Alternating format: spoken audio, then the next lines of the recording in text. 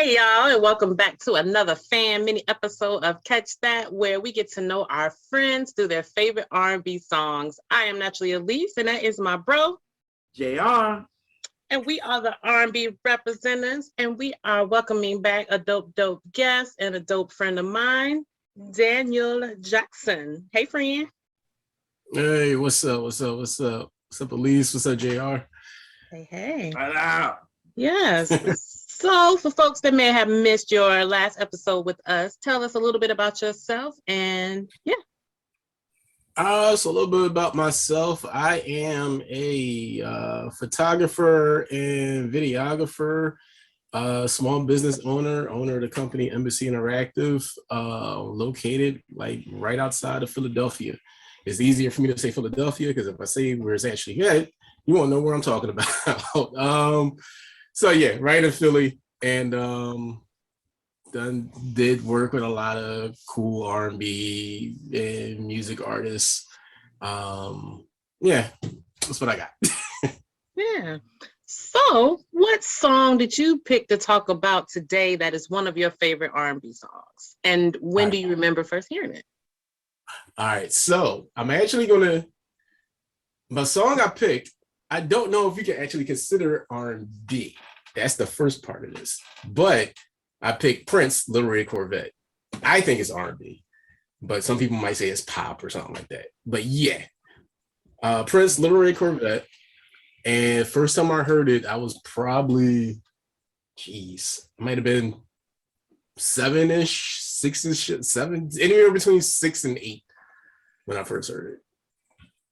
And yeah, it's still one of my favorite songs of all time. Yes.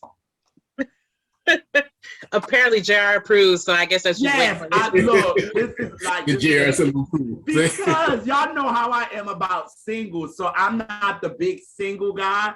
So when people come on and pick a single that I actually like go in for, and these are one of the songs from Prince that is like a top 5 of mine, of his. So when I saw that you picked it, I was like, single that I can go with, yes.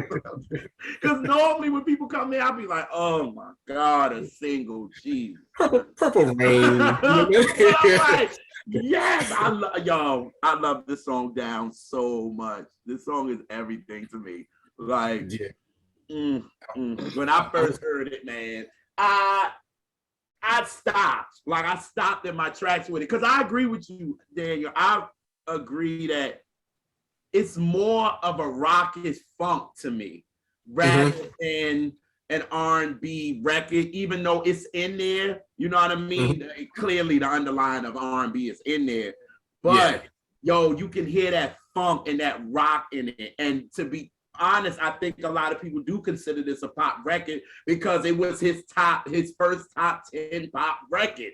You know what I mean? Like, I didn't even know that. Yeah, it was like before this, he had Want to Be My Lover, but it didn't cross over to the top 10. I think it peaked at like 11 or 12, one of them. But when he got with this and it crossed over and it got that MTV love and got all that, and it was just like, it blew up. And just to know that this song was the one that did it. And for me, I see everything in it. I see pop, rock, country a little bit after the bridge. You see the funk in it. I just like everything about this song, even though he's talking his sexual shit on it in a way. You know what I'm saying? Because before then, he came out with Dirty Mind, right? Which is very, very like, he got a song entitled Head. I mean,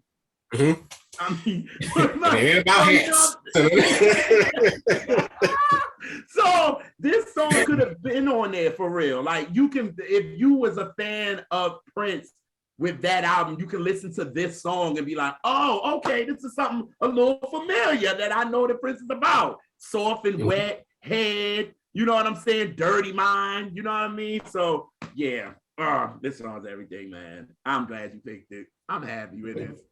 I appreciate that. And with you saying all that just now, it's gonna make my selection sound crazy because the reason I was inspired to pick that was thinking about family.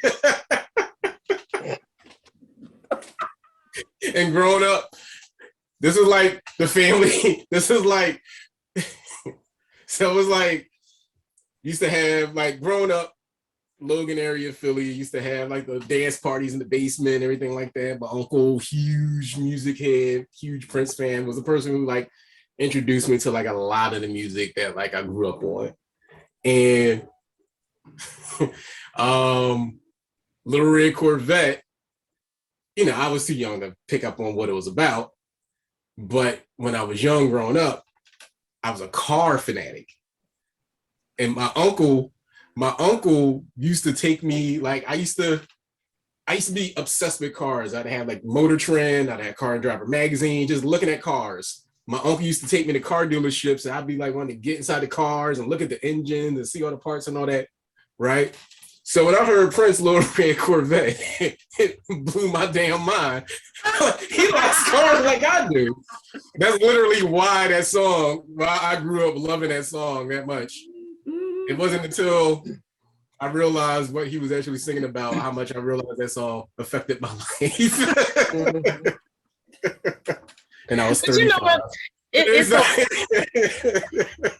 It's so funny. A lot of times adults be so worried about what kids be singing, but not realizing that that a lot of time the kids don't know what the fuck they singing anyway. So it don't really matter. Don't know a damn thing. Hell no. Hell no. I didn't know what this. I thought he was talking about a damn car too. Like this girl. Genuine pony. Like, you hear frogs and hear him singing about a horse. You don't know what the hell Genuine talking about. But also going back with about y'all saying it's a pop song, but that means it pop.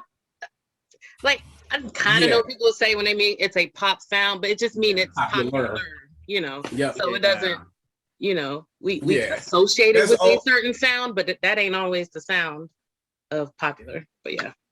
Yeah, and it's like there's a common argument: what's a pop song, what's an R&B song, what's a rock song? Yeah. And it's like whenever like I have a whole ton of Prince in my like hard drives or CDs and all that stuff, and it's like I categorize it in R&B. Like I don't really do the pop, you know, like I don't categorize it as pop music from like any of the stuff. Like I don't care what song you're talking about. To me, it's like kind of rooted all in R&B, in funk also. But between there, like I don't know. It sounds weird being offended listing Prince as pop. Like it just feels like it feels like it reduces. Yeah, it is reductive. Yeah, my mind to it. Yeah. But let me tell you, but when I say R&B, really what I be beating is black. With a few exceptions. Well, like a handful of exceptions. But when I say R&B, I mean it's black. That's what I was just about to say. We can all agree that the music is black. So there's some singing, there's some soulfulness. Yeah, like you know what I'm saying? And especially us being fans. Like if it's black and got a bass line in it, like that's all that part. Especially when it for real, because I mean it really reminds you of Sly and the Family Stone to me. Yeah. This record. Yeah. Like totally. It reminds you of that. And then I think how Prince had everybody kind of shining on the record because Lisa, was it Wendy? One of them. I think was it both of them singing on it? If I'm not sure. Well, it was two people singing on it. It had to be one of them. Like what? So it was like you know how Sly used to love how everybody shine on the record. Prince let every instrument, every genre, everybody shine on this record. Like I said, after the bridge, it sounded a little country to me. He comes in, one of the best intros to me. Like if you, like you said, you thinking about with a Little Red COrvette, you're thinking about a car. And you thinking you riding in a whip. Not a hussy. I knew this was gonna be this episode. I knew it. You're talking about a hussy. And I've loved hussies ever since. You thinking love hoes. Okay. I don't know what I was gonna say. Hussies and harlot. Floses. Oh, I don't even forgot what I said. Y'all don't make it. Loose women. I can't with y'all. I can't. Woman, art thou loose? Or the TD Jakes.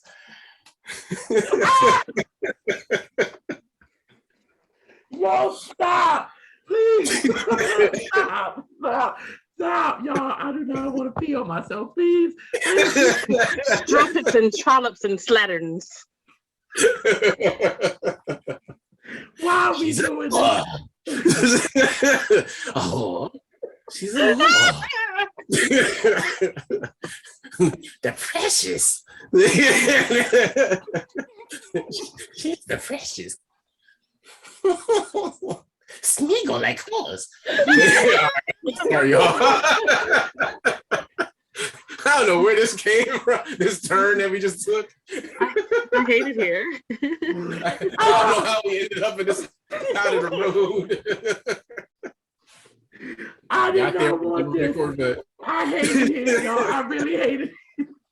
I love this song. It's on y'all. I can't think right now. Oh shit. Oh, God. We got here in a little red Corvette. Yeah.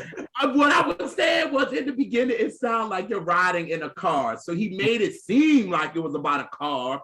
In reality, it wasn't, but he made it seem that way. You know what I mean? So 7, 8-year-old me, it wasn't about a car. I mean, he knew what he was doing. Because of course you think of a car much too fast. Like it's a whole metaphor. So like he knew what he was doing. Right. He's a prolific writer, so he knew what he was doing.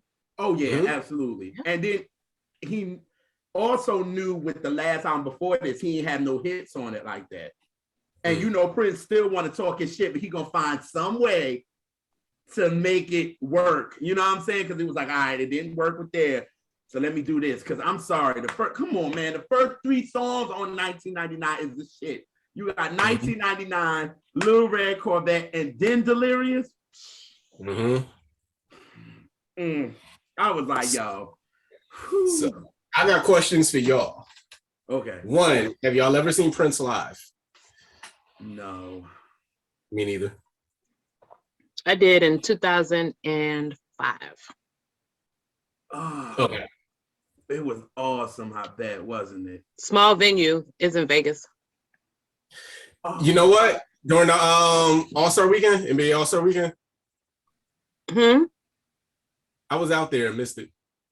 I was out there for my 26th birthday, matter of fact. I was out there for All-Star weekend and learned about it too late and missed it. Damn. It was like, you know what? I'll get you a chance to do it again. I know, right? Question two. Have y'all ever seen Stokely doing the shows with the Revolution?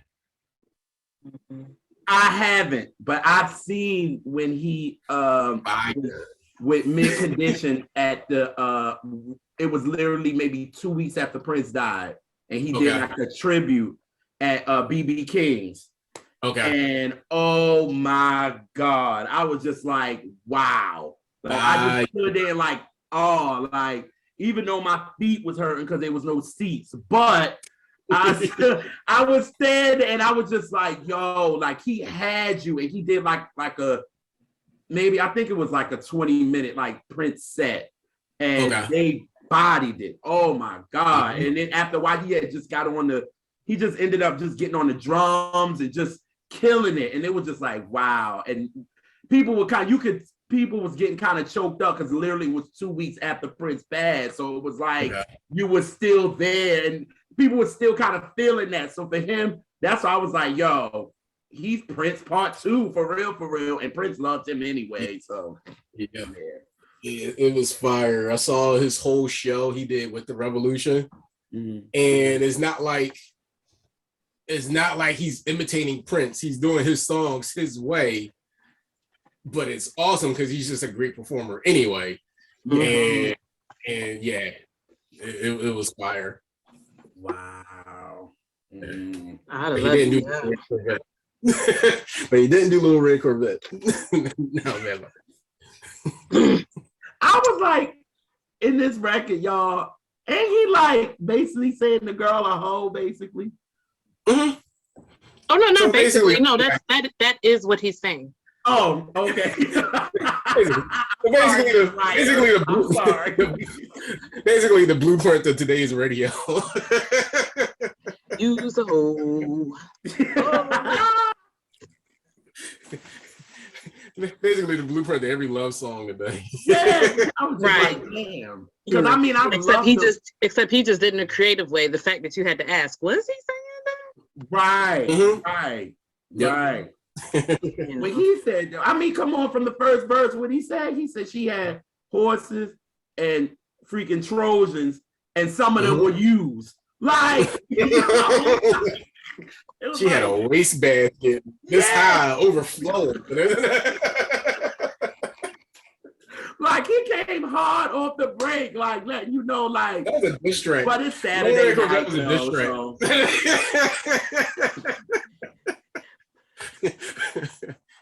Little Red COrvette was the introduction to 8 Mile. No, you didn't.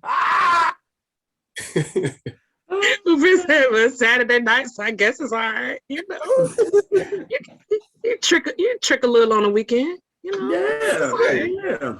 Oh yeah. And let me be kind to today's radio. They're not all about hoes. All the songs ain't about hoes. There's some good songs. I mean, they mostly about hoes, though. A lot of them are. A lot of them. But I'm not going to say all of them. Just a lot. just a large majority. I mean, I would hold the title just with a Grammy. I mean, wait, what? True shit, yo. Hotel, true shit. And Jasmine just won a Grammy. Hotels. Oh yeah. And that's the good music, not the other stuff. Shout out to Jasmine. Hotels is the truth.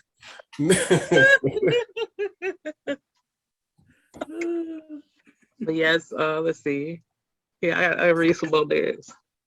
She really I forgot all about the name of the album. He said, 1990. He said, you drove me to the place where your horses run free, because I felt a little ill when I saw all the pictures of the jockeys that were there before me. Yo, that's so disrespectful, yo. She was fucking. I mean, but he went from one place and now he at her house, so what did that make him? Right. He was fucking. He obviously knew he was gonna get some. That's what it was. But it's Saturday night, so it's all right. It's all right. He kept saying that shit in the chorus. Yeah. It's Saturday night, but it's all right.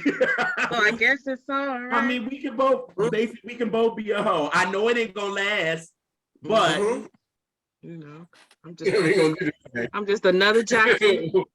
We're gonna do this thing properly. yeah. Oh God. Well, I don't, and you know what bugs me? I don't see a lot of people really talk about this Prince record at all. And I don't understand why. Like, it seems like, you know, this was, and it was a huge, big song for him. But I don't see it a lot of people like talking about it. It seems like to me, and maybe I'm bugging, but it seems like they'll start talking about everything from Purple Rain on. I'll say Purple Rain. When was because Batman soundtrack was after Purple Rain. Yeah. It's like nobody seems to go back like that. You know what I mean? Yeah. To Dirty Mind or the Prince album, or you know what I'm saying, For You. Like, nobody talks about these, and these were some dope ass albums though. But I mean, people kind of start with 1999, I guess, the song. But I don't hear people really talking about Little Red COrvette or Delirious or, you know what I mean? Like, International Lover or whatever. Like, I don't see it. I try not to have discourse with too many Prince fans if I can help it, because I'm talking about the diehard ones. Okay. Because it's this like, I mean, and I find this in a lot of fandoms. It's like you got to try to out obscure each other. It's like, well, this unreleased such that I find in the back of my uncle's truck, and I was just people have it. And you know, when people go through and they're like, oh, your favorite Prince song, when you say like a single, they're like, oh, because my favorite Prince song is I Would Die For You. And yes, that's a famous, popular song, but that song means something to me. It's not because it was a hit, it's because that song touches something in me, you know? And they're like, oh, well, my favorite is this song that 10 people know about. So, I mean, if it is, that's fine, but I don't believe you. You need more people. I don't believe you. Yo, Jay-Z in a Prince interview. That was cute, Elise.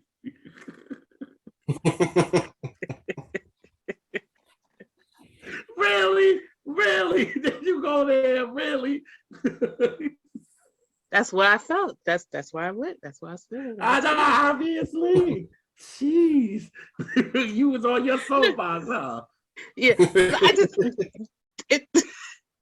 Because when people have a favorite for somebody, I don't begrudge it, but like you, I'll be like, oh, you would like a single, everybody know. Like, fuck you. Fuck you. That's their favorite. They didn't say that was their best song. They said that that's their personal favorite. Your personal favorite, no matter how shitty the song is, can be whatever the fuck it is. Right. That's just, and that's. Right. I agree with that. If your favorite movie is a shitty ass movie, guess what? That's fine. It touched something in you that meant something to you that stuck with you. That's what a favorite is. And that's not even my favorite Prince song, but it's like the one that's the most meaningful. Because like I said, that's the one song that takes me back to family. Makes me think about family. Yeah. No matter how raunchy in hindsight the song actually was. It's the song that takes me back to a family time where Hoes got families too. Oh my God. Exactly. Yeah. I hate it here. Got families, those need some families. Those definitely start families, you know. they abandoned families. It's gonna be like Family Feud. Hoes and families. What's the number one answer? Uh-oh. Our favorite episode, yo. Survey test. Yo, what's our favorite Family Feud episode? Elise? What's our favorite Family Feud episode? Any name. Yeah. An old man. A young man. Any man. But yeah. Oh, it's with Jack and Harry. Okay. Oh, 227. And they was on Family Feud. Oh God. You should look it up on YouTube. That shit is, I bet you'll watch it 30 times. Oh yeah, me and Elise we cry when we watch that joint. Oh my God. Yeah, just search 227 Family Feud. Do it. You'll thank us later. You see, but yeah, like we go from that. We went from Prince to Family Feud to 227. This is awesome. Prince the Hose, the 227. Right. Maybe, but yeah. In a little red Corvette. Yeah. This is it traveling. Hey. It's much too fast. Yes.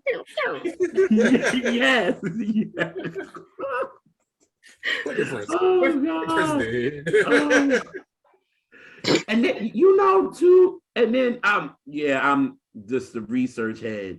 I did not know that this was the song that actually helped him literally become like he would start selling out. Because before this record, he wasn't selling out like song. But when this song like took off, and then they did the video in the beginning of the tour, he wasn't really like selling out like that. And then after this song blew up, and of course MTV grabbed onto it, next thing you know, everybody started coming. Everybody wanted to see him. Everybody wanted to do this. And then, this is the precursor to Purple Rain, ain't it? Mm-hmm. Yeah, because then I think after this is, Purple Rain. So, because I think I guess we should ask the biggest Prince fan we know. We've interviewed him a couple of times on the show. Keith, and Keith Murphy. Yeah, he would know. He would know that, because I thought that he performed like Purple Rain on this tour. Okay. And then, then it obviously came the movie and all that kind of stuff. But yeah, yo, like this song is everything, man. Like I just like, and then I like the ending of it too, like the vocal thing that he was doing at the end, like going back and forth with himself. And then at the end, he like yelling at the end, getting his James Brown on. Like he put so many of his own influences in the record. It was just like, and for it to be kind of like you can tell this is like an MTV type of record. You know what I mean? Because they probably heard this was like, okay, we can play this because, they wasn't playing us during that time. We could barely get on. You know what I'm saying? And we had to fight to do that. So I know when they heard this, they was like, oh, yeah, we can play this. We can play this. Yeah. Plus, it sounded a lot like the new wave stuff. Yeah. It just was more intricate than the new wave stuff. Like it was more instrumentation, but it was that sound. But better. That part. They tried to call it a new wave so they can do it for them, but no. Another question: have y'all seen the Rick James movie, the documentary? Yes. All right. His what you threw that in because they best friends.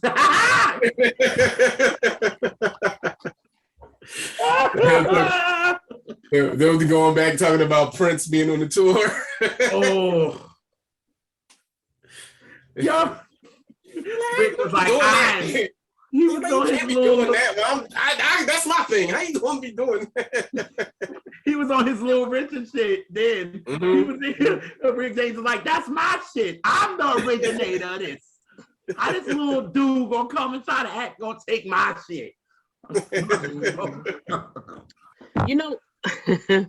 But it's when Prince passed, Ford took out like all these full page ads and it just said baby, and all it said in little print, baby, you're much too fast. Like R.I.P. Prince after he passed. Oh wow. Hey, who did that? Corvette. Oh nice. Yeah. Oh wow, that's dope. That's dope. Oh, I didn't see that. Yeah, it was like the day after. I'm talking about Ford. I meant Chevrolet. You know what I fucking meant. Car people. You don't say car people. I meant the Chevrolet. My bad. But you're like, who? Wait, what? Come again? Tesla. It was a car guy. It was a car company. The car company. Elon Musk did what? I don't know. It was a car with 4 wheels and some doors. I don't know. But yeah. The thing. Yes. Well, thank you, Daniel, for bugging out with us again. Hey, thank you for having me again. Yeah. It was always fun. Always good talking to y'all. Yeah. Oh yeah. I'm like, am I gonna pee my pants with y'all too this time? Y'all almost took me there this time. Last time I was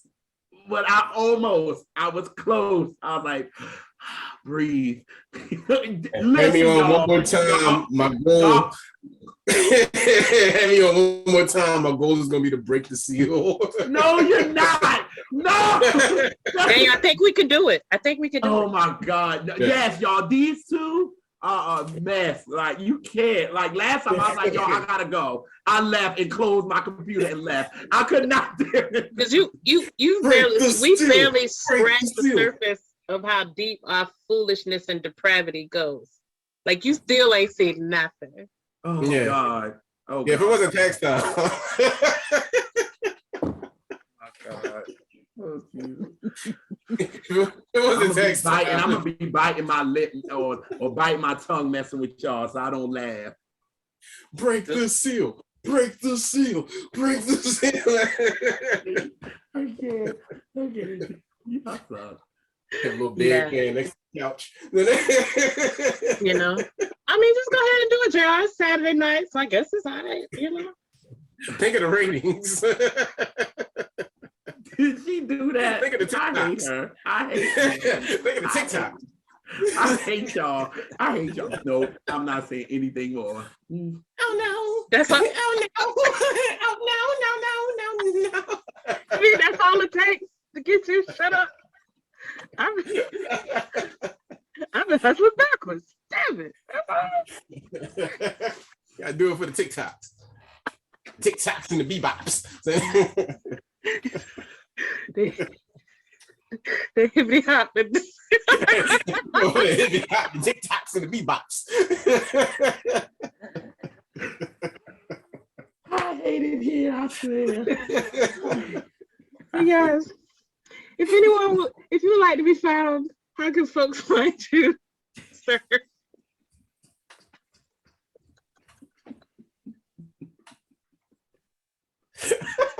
Besides in hell.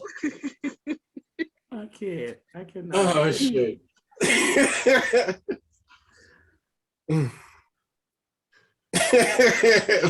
We're all good. We're all good. All right, man.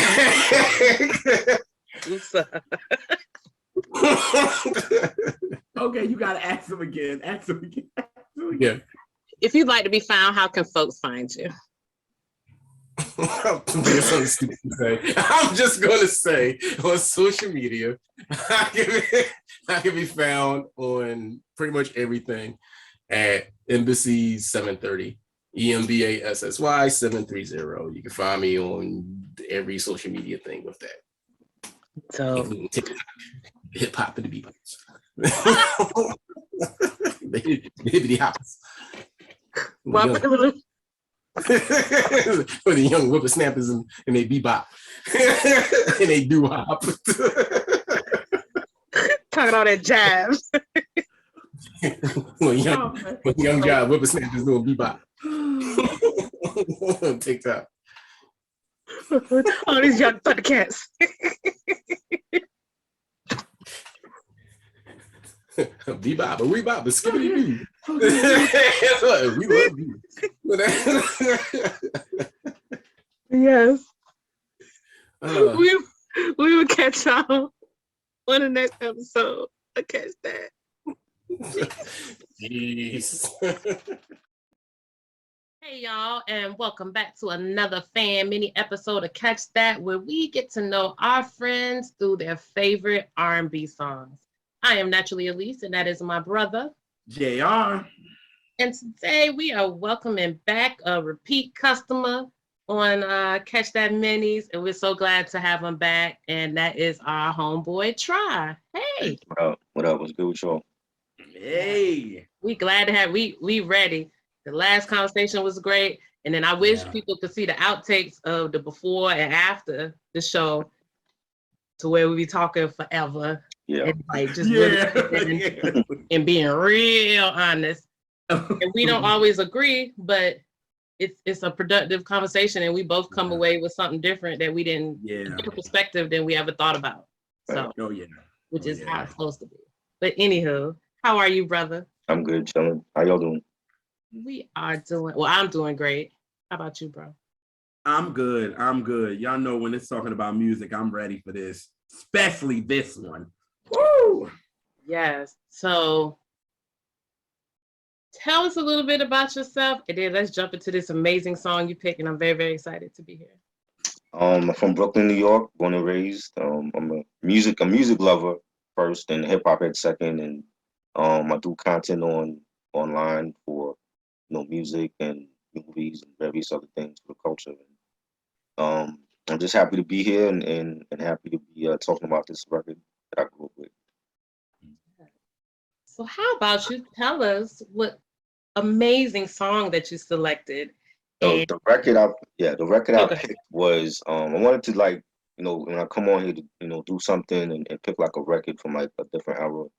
And this is like one record that I grew up with and my mom played this around the house a lot. And I remember seeing a video when I was younger, like on I think it was like on Friday Night Videos. And it was just a different type of record. It wasn't really an R&B record. But it had like R&B elements, and then you had like electronica, and it was like an alternative sound for the system, and I just always loved the melodies on that record and beat and the harmonies and it was just like a different record that just it hit me for some reason like differently from what was at that time, like New Edition or Michael Jackson or Cyndi Lauper. So I remember going to the record store and actually picking up the single. I actually have it right here. This is a single. You better. The 12-inch single, not the album, because the album I listened to the album many years later and I really didn't like it, except for like a couple of songs that was okay. But the single, I'm being honest, the single was really the song that a lot of people remember from them. But I feel like it's not a song that people mention. Like they remember the song, but they don't mention it when it comes to like, especially like 80s songs. Like in the 80s, you think of like Whitney Houston and Prince and Michael and Madonna, even when you talked about her. But they don't really mention it. I don't hear nobody talk about this record. But when they hear it, they'll be like, "Oh, I remember this song." Mm-hmm. Well, it's lately been a little resurgence of people talking about that song, and I'll get into why people started talking about it again, like a little bit later. But like, so people are kind of talking. Let me rephrase: Black people talk about it, but white people forget it. But that song crossed the fuck over. Yes, it did. Yeah. Yes, it did. It hit out on the charts, went away, and came back. Right. Went up like. Mm-hmm. And so so it's more of us, even though it was, I mean, it definitely, like you said, electronic, more than was R&B, but something about the arrangement and the way they did the harmonies, and that is an electronic song that wasn't thin.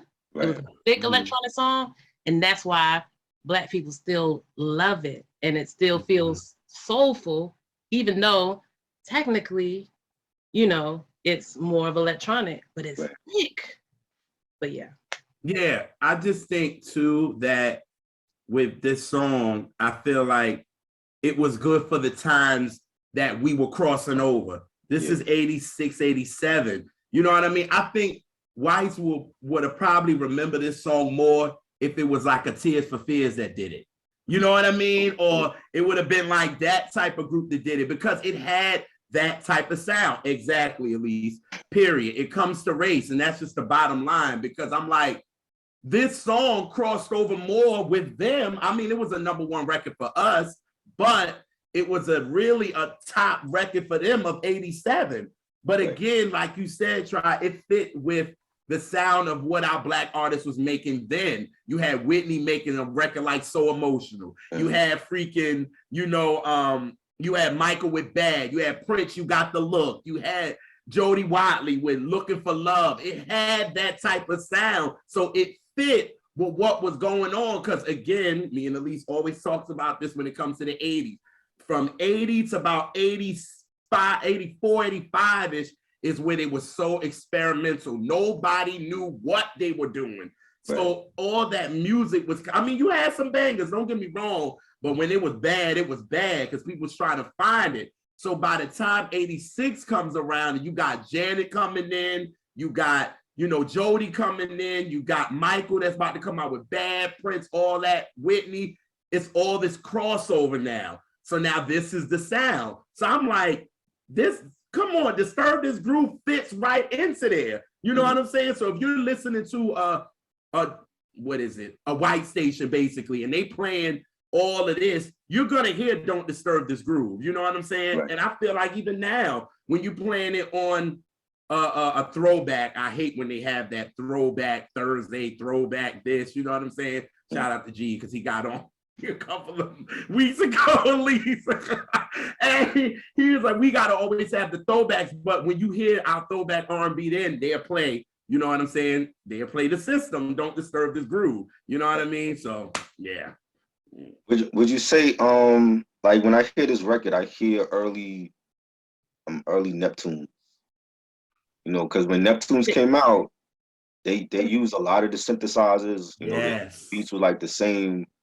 I've heard people complaining that they've made like cafeteria beats for like the clips or whatever. But when I hear this song, I hear a lot of influence from the Neptunes, with the system, and I never really asked nobody this because, like, I mean, like I said, like a lot of people, they either remember the song or they don't. Mm-hmm. But that was like my question to you. Like, do you feel like the Neptunes were influenced by the system? Absolutely. Just their whole sound is the melody of the song. Dun, dun, dun, dun, dun, dun. Their whole sound is that. If you listen to Khalees's first album, this is this. The melody damn near the same. Yeah, like it is. You know what I'm saying? Like, and so yes, you right on that. I didn't think about that. See, you did that last time you brought us. I never thought about that. Yeah, he did that. He did that last episode. See, I love it. I love it. And he's sneaky. He got that quiet. He's like, oh shit. Yeah. He's quiet with his, and he gonna bow like.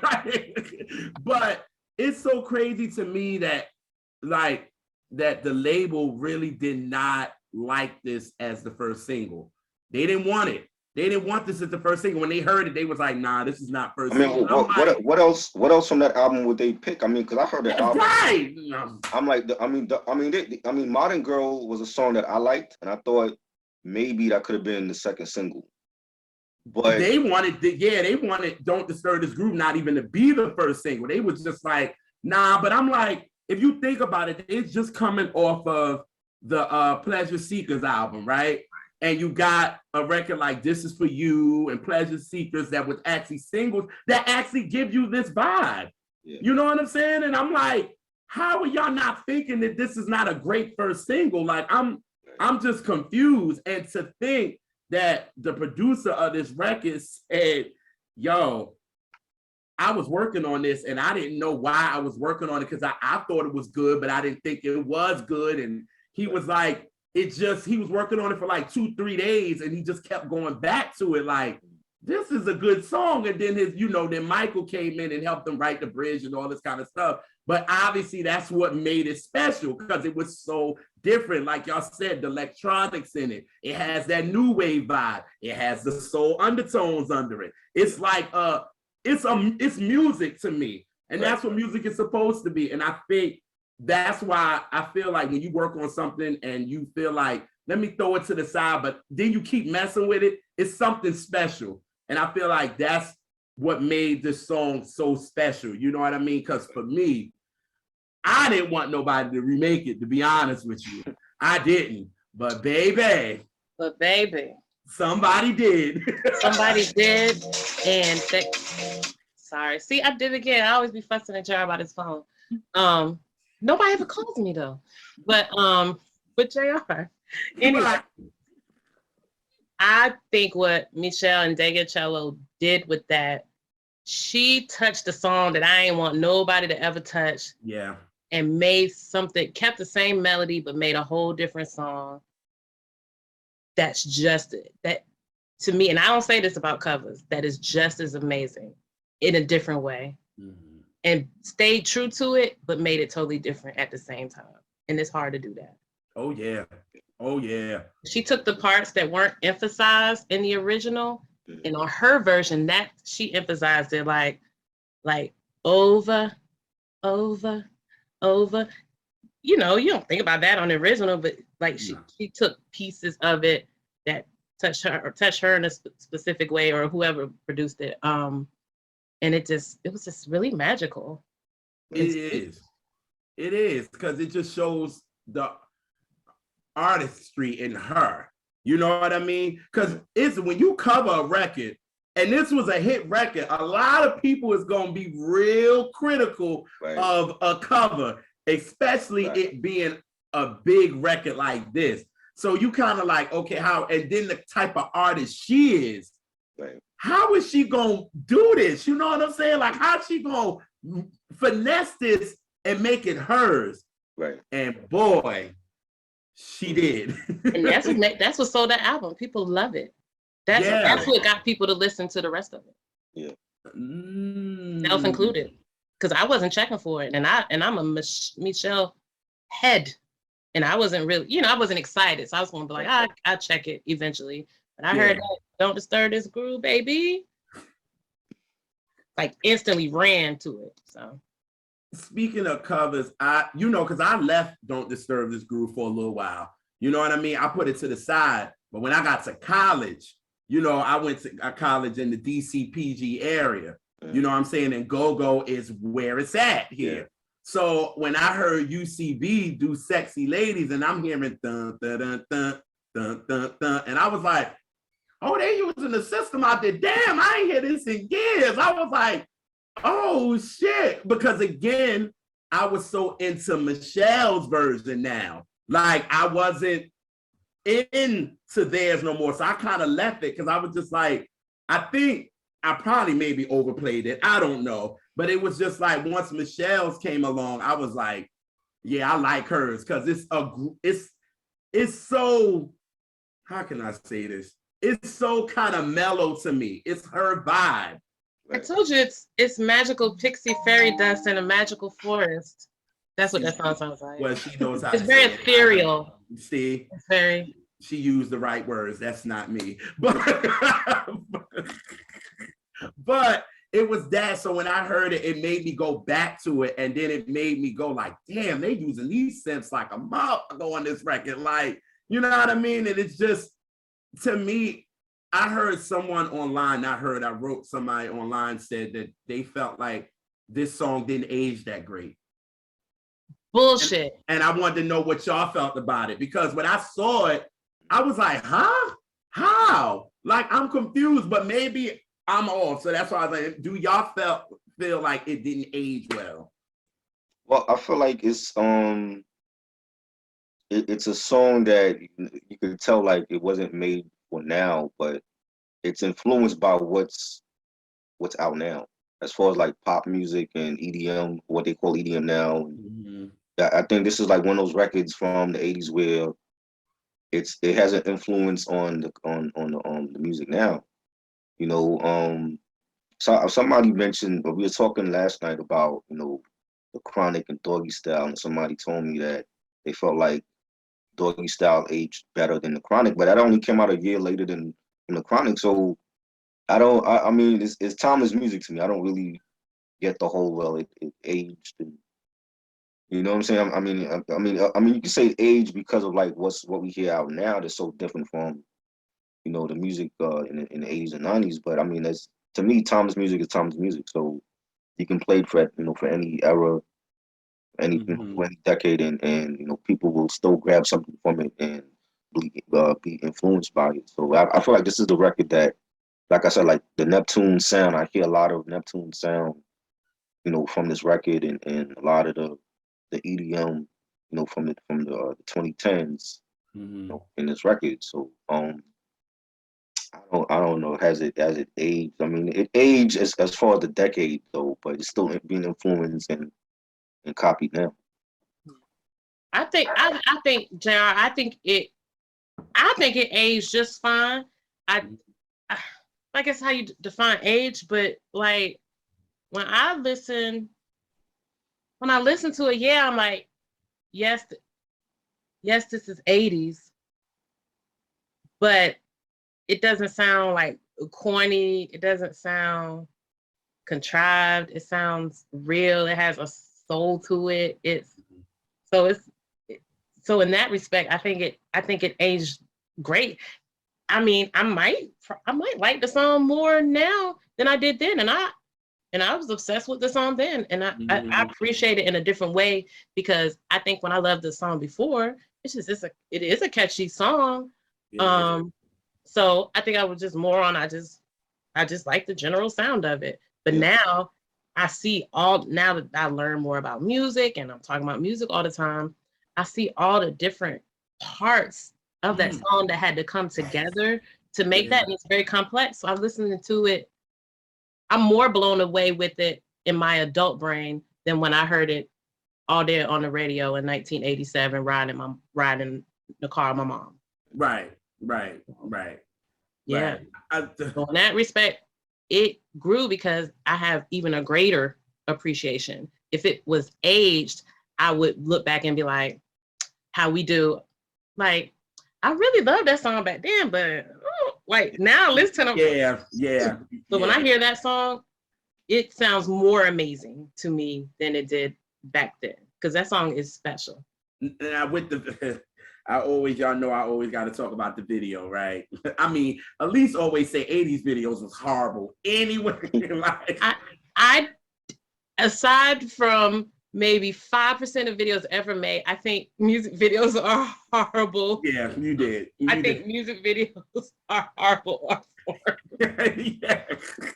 Like, because I like because the video, the only part that I really like when they're in the room, because the video didn't make any sense to me. If y'all feel like it did, please tell me in the comments, like, if it did. But the only part that I like is they're in the room and they're actually playing and dude is actually singing. Right. And they're in the room. So it's like they're making the record. You know what I mean? And that was the best part to me because like Alicia said, it's so much to this record.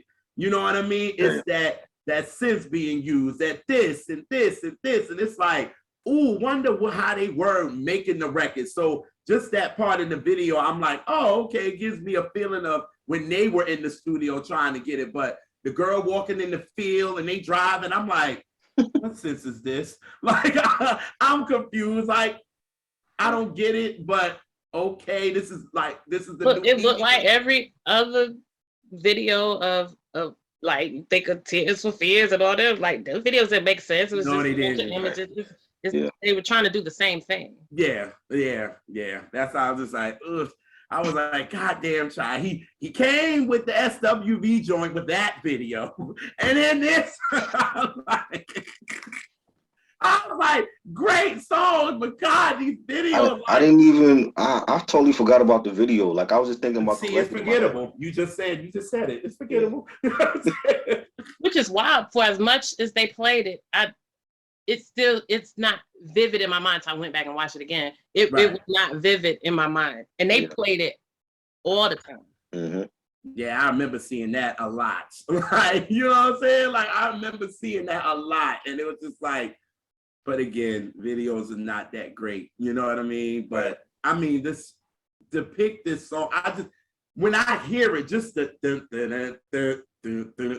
just like, whoo, it makes me kind of like, it smiles because it feels good. You know what I mean? So that's why when we saw that you picked it, I told you, I hit you, I was like, oh, you know we hype for this, right? Like, you know we hype for this. Yeah, I'm gonna fight you. You know why they had the girl out in the field? You know that? Wow. Pay attention. No. By a fountain, flowers blooming everywhere. So say, I'm in another world by a fountain, blue flowers blooming everywhere. So it's supposed to be like a surreal kind of dream. I got you. Okay, so the lyrics in you see? And this is a very well written song. It's very, for it to be on electronic kind of groove song, and it's very poetic, like lyrics. Right. They sound like, I like kind of like their sound, to be honest, because I mean they came out with "You're My System," which me and Elise love that record. Yeah, like that was good. Oh my God, that record is everything. Like, you know what I'm saying? And that sound, it's to me, from that record to "Don't Disturb This Groove," you can tell the growth. Right. You know what I mean? Like, it's not stagnant. Like, they wasn't stagnant. So with this, it was like, after you came out, like I said, with Pleasure Seekers, and it's like, okay, this is again 85 people trying to find where their sound is. And I felt like with "Don't Disturb This Groove," it's like, this is it. But it still makes you think about "You're My System." You still like, okay, it still give you that vibe, but there's some growth to it. You know what I mean? And, you know, it's just, I just love this song. Like, I think, like, even like if like kids growing up at that time, if you're like 5, 6 years old and you don't really know what the lyrics mean, but the groove is so catchy that I think that's what pulled me in, because I really didn't pay attention to the lyrics, but just like hearing the cymbals at the right time and the synthesizers, and in the chorus, it just pulled me in. It was like, yo, this is a different song, and I like it. And I don't know why I like it, but I like it. It just sounds good to me. So yeah. And then, like, you know, the backgrounds. All I need is just me. Right, the background vocals, right. Oh yeah. Don't disturb this groove. Yeah. It's like, it's so pretty. I got one more question for y'all. So I was doing some research on this record, and they said that this song can be considered the first hip hop soul love song. Do y'all agree? What does that even mean? I don't hear hip hop soul. They have another song actually on the album. You gave me the reaction that I wanted. I don't hear no hip hop in it at all. No, I hear soul in it. On the album. They got a lot of soul. They have another song on the album that I believe Dougie Fresh is on that, and he's beatboxing. Yeah. That has a hip hop soul sound to it because like the lead singer is actually rapping, so it has like an 80s rap type of vibe to it. That to me is more hip hop soul than this record. Yeah. Where did they hear the hip? Where's the hip hop at? Yeah. What they say, Wendy's, where's the beef? Where is it? When I saw that, I was like, I'm gonna ask them because I could not believe when I saw that. I was like, see, this is when you got people that's writing that really don't know our culture at all. Because to say something like that is. But you know, hip hop, for example, you watch any white show, award show and stuff, and they put a caption of a black artist and they'll put hip hop artist. They'll say Usher, hip hop artist, TLC, hip hop artist. Yes, so they do. So those are the same who you think wrote that shit. The writer, the people that were writing. Yeah. They used to do that shit a lot with Bobby. They used to call him they called him hip hop, a rapper, Bobby Brown. Bobby Brown ain't no rapper. What the hell we talking about? Like, are you serious? Like, he had a verse that he rhymed on in every little step, which was the damn remix anyway. So I'm like, so that's what, when I saw it, y'all, I was like, I'm going to ask because I cannot believe somebody said some foolishness like that. And it was just like first hip hop. Now, I think that's how, to me, I ain't even taking up for him, but just like how we said that the Neptunes was kind of inspired by that sound, maybe that was their way of bringing that in. Maybe because Pharrell was inspired by it. Look, I'm throwing it out. I'm upset. I'm still talking about that horrible take. Honestly, it's so weird. Yeah, I don't like it. I tried. I tried, but I knew I was gonna ask y'all, and you was like, "What does that even mean?" That's word salad. That's what it means. Yeah. Okay. Long as y'all gave me the reaction that I thought, because I thought y'all was gonna be like, "Oh, could be," and I'd have been like, "Well, tell me, please." You ain't about that. I don't hear it though. Goofy. I'm sorry. I hate it here. Yes, for sure. But that's just. And that is a song when you play it, people sing along, to the chorus. I don't think most people really know the verses, but yeah. I just do. I've been obsessed with this song forever. Same. Since the first time I heard it on the radio. This been a part of, this song has been a part of my life forever. Like, you know what I mean? I cannot think of time when I didn't hear it. Yeah. You know? But me being old enough to where I was an old enough kid to where I was like, this is different. I like it, Yeah, and hearing it in as Brian say, in the zeitgeist of it, like right there. Like, yeah. Oh yeah. Yeah. It's like when you were a kid, you remember good memories, and especially when it came to music, it was like a lot of good memories for me with records like this, and Cyndi Lauper and Wham and all stuff like that. So Try, I was too through with you in that episode. I swear, y'all. Speaking of, y'all have to check this episode that Tribe did on his top 80 albums on vinyl. Yes. And let me tell you something.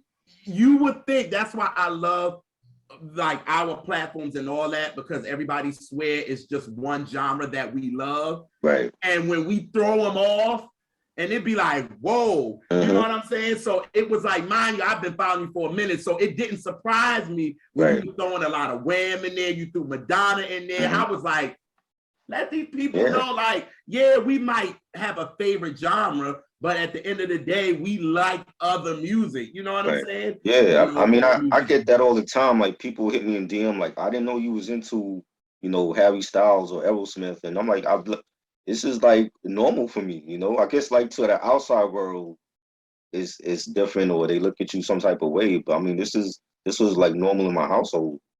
Man. So I mean, I just like as a kid, you just think, oh well, other kids listen to what you listen to, and then you find out they don't. You know, they don't listen to New Kids on the Block like you, or they don't listen to, you know, a Phil Collins record like you. So. But all music is black music anyway. So. Right. Facts. I mean.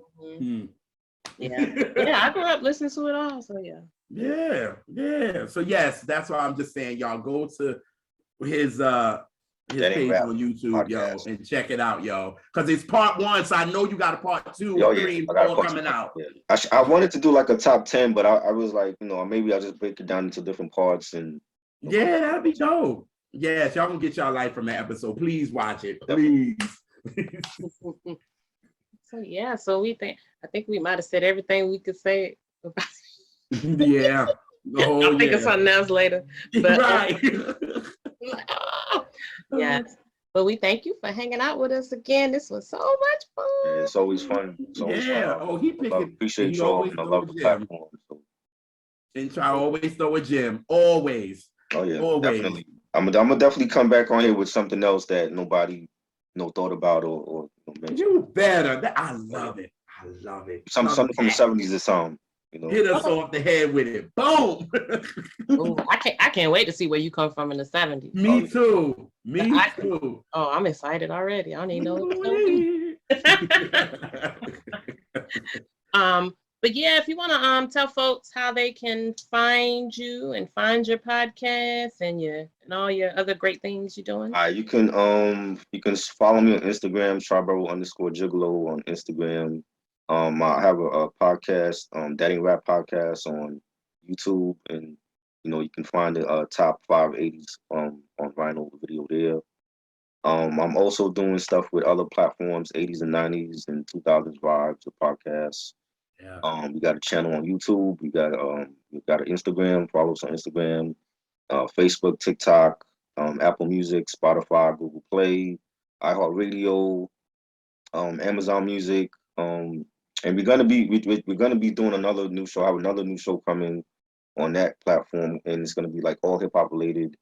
It's called Triboro is Hip Hop, and it's gonna be all hip hop related because I want to like my own channel. I want to move away from the music a little bit and discuss other interests. Like I love comic books, I love sports. I'm gonna be doing more of that stuff on my own channel, and then the hip hop stuff on the new show. So that's gonna be coming later this summer. Yeah. So shout out to my homeboy Reg Thompson. We do a lot of music reviews on his channel. Reg on YouTube. You know he's from North Carolina, so shout out to him, North Carolina. Hey. Yo, out here, as y'all can see. You can find him because he out here. Yeah, we out here. Popping. Yeah. Well, again, we appreciate you, and we also appreciate everybody that tunes in. We think of y'all as family, so y'all are cousins, and bring some more cousins over. You know, share the episode with them or share the channel with them, and bring us some more cousins, because you know, the more the merrier. Yes. And we will catch y'all on the next Catch That.